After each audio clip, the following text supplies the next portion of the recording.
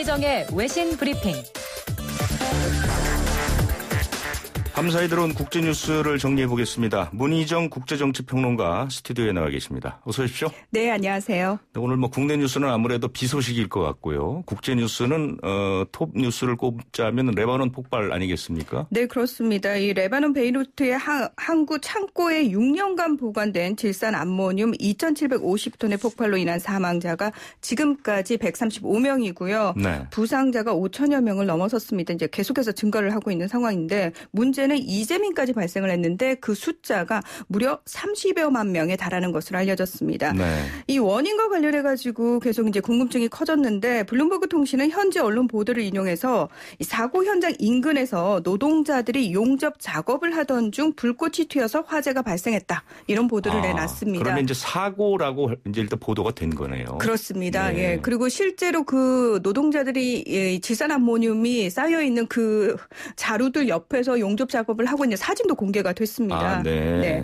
자, 레바논 같은 경우에는 지금 연간 국내 총생산 GDP의 170%에 이르는 국가 부채와 또 레바논 파운드화의 가치 하락, 높은 실업률 등으로 인한 심각한 경제 상황과 또 지난해부터 이어진 반정부 시위로 상당히 혼란스러운 분위기인데요.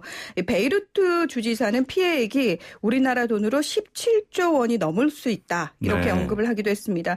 이 수치가 어느 정도냐면은 레바논 국내 총생산의 30%가 넘는 액수입니다. 지도를 보니까 그 항구가 그 베이루트 시가지하고 멀지 않더라고요. 그렇습니다. 그러니까 피해가 다 그쪽으로 갔을 테니 맞습니다. 피해액이 클 수밖에 없겠군요. 네, 따라서 이 미국을 비롯한 영국, 프랑스, 이탈리아, 독일, 터키, 이란, 카타르 등이 정부 차원에서 공식적으로 지원 의사를 밝혔는데요. 사실은 사고가 발생하자마자 총리가 먼저 지원을 좀 해달라 세계에 호소를 하기도 했었습니다. 네. 특히 과거 레바논을 식민 지배했던 프랑스의 경우 이번 참사 수습을 지원하기 위한 의료 장비와 수색 인력들을 이미 급파를 했고요.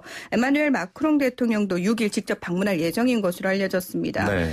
이 수교를 맺지 않은 이스라엘 역시 국제적인 국방 외교 채널을 통해서 레바논을 도울 것이라면서 의료 지원을 하겠다고 나섰습니다. 네. 이 유엔과 세계보건기구 프란치스코 교황도 모든 희생자와 유족에게 애도를 표하고 부상자들의 빠른 회복을 기원하면서 이 지원을 아끼지 않겠다 이런 발표를 내놨습니다. 만약에 이 폭발이 이제 사고라고 이제 원인이 나오게 되면 이거는 사실은 인재의 가능성이 높다고 이제 볼 수 있겠죠. 그렇죠. 질산 암모늄이라는 게 사실은 이제 비료를 만드는 물건인데 이게 이제 폭탄으로 전용이 될 수 있다는 거 아니겠습니까? 그렇습니다. 그래서 사실은 지금 저희가 잘 몰랐던 이 질산 암모늄의 위험성이 새롭게 부각이 되고 있는데 문제는 뭐냐면 이 유독가스로 인한 2차 피해까지 우려가 되고 있다라는 겁니다. 이 미국 지질조사국이 수집한 데이터에 따르면 이번 대폭발로 규모 3.3 지진에 맞먹는 지진파가 발생을 했다고 하고요. 사고 현장 반경 10km 이내 건물 대다수가 파괴가 되고 전력 공급도 끊어졌습니다. 이 따라서 폭발 사고가 발생한 레바논의 베이루트는 도시 전체가 아비규환 상태로 2주간 비상사태가 선포된 상황입니다. 이 현지 언론들은 이처럼 직접적인 1차 피해뿐만 아니라 질소 산화물이 섞인 유독가스가 공기 중에 퍼졌다면서 어린이와 노약자는 베이루트를 탈출할 것을 권고하는 보도들을 내놓고 있는데요. 자, 일반적으로 이렇게 오염가스가 퍼지게 되면 실내로 대피를 하면 되는데 문제는 제가 아까 말씀드린 것처럼 사고 반경 10km까지는 건물들이 다 파괴가 돼서 유리창이 다 깨진 상태입니다. 그래서 그것 자체가 불가능하기 때문에 차라리 도시를 탈출해라 이렇게 권고를 하고 있는 거고요. 지금 이게 굉장히 좀 심각한데 질소 산화물 같은 경우에는 연소 과정에서 공기 중에 있는 질소라든지 연료에 함유된 질소 성분이 산화해서 생기는 건데 코와 목을 자극해서 호흡기에 심각한 문제를 일으키게 됩니다.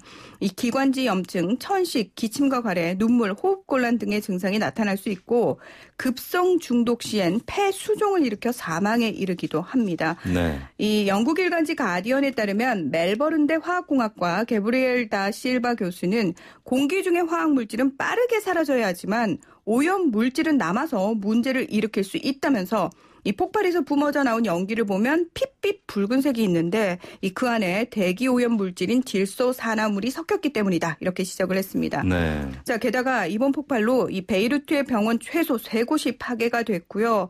의료 장비와 의약품 등을 저장하던 창고도 훼손이 돼서 부상자들 치료에 어려움을 겪고 있는 것으로 밝혀졌습니다. 네.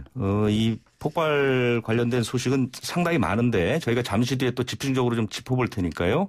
이 소식은 여기까지만 하고요. 다음 소식을 좀 알아보도록 하겠습니다.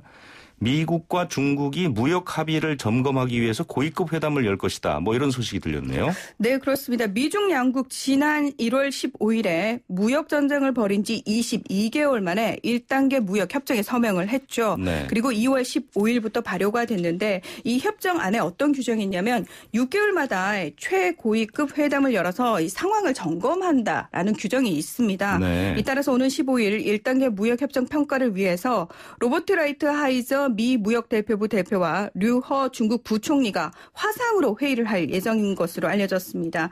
자, 1단계 합의안의 핵심 내용은 이 중국이 농산물을 포함한 공산품, 에너지, 서비스 등 미국산 제품을 향후 2년간 우리나라 돈으로 239조 원 정도 규모로 구매하겠다는 약속인데요.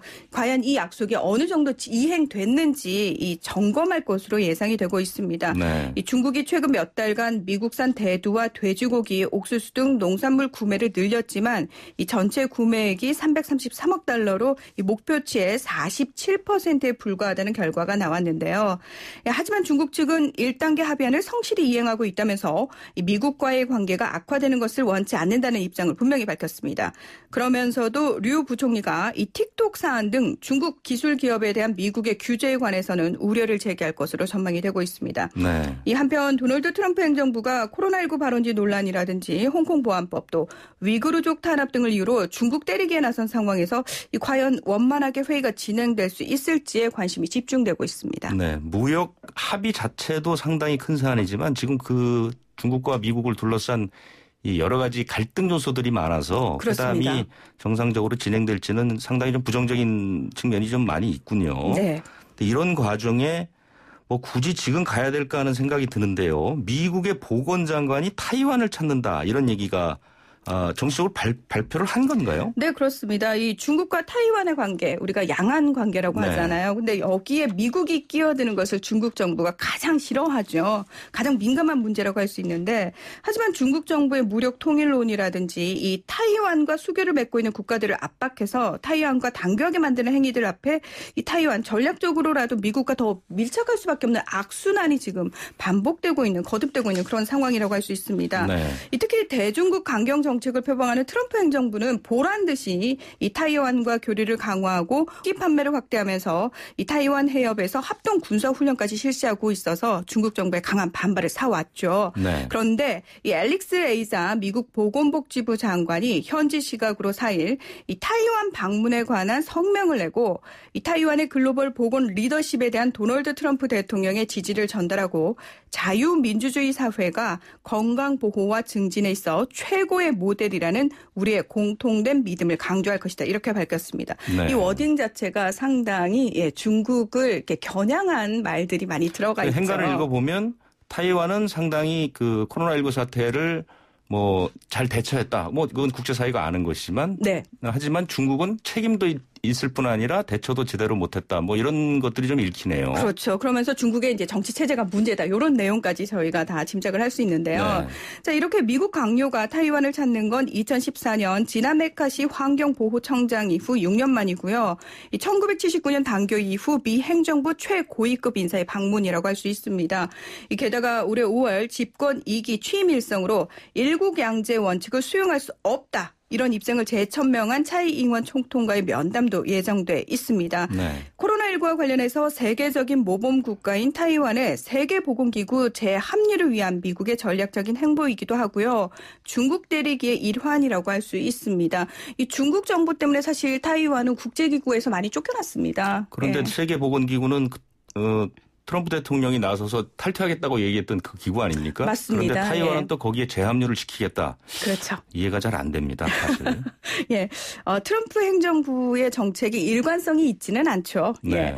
자, 당연히 중국 정부 즉각적으로 강력 반발하고 있는데요. 왕원빈 중국 외교부 대변인은 중국은 양측 간의 어떤 공식 활동도 단호히 반대한다면서 하나의 중국 원칙을 준수하고 이 타이완과의 모든 공식 왕래를 중단하라고 미국에 촉구했습니다. 네, 오늘 말씀 여기까지 듣겠습니다. 고맙습니다. 네, 고맙습니다. 지금까지 문희정 국제정치평론가였습니다.